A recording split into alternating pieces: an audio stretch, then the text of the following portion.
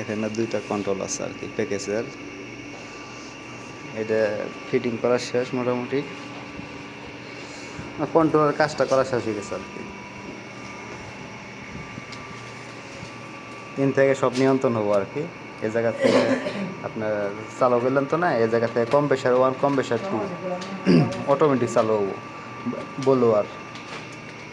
আর এগুলো হচ্ছে ফ্যান।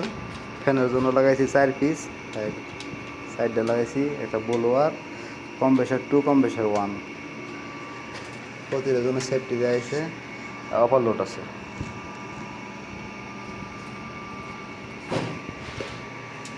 এটা হইতেছে আপনার 480 থেকে 220 বাইর করার জন্য। আবার এই জায়গা থেকে আবার এই জায়গায় ইন হয়েছে 220-এর থেকে 24 ভোল্ট, 24 ভোল্ট আবার রিলে চলবে।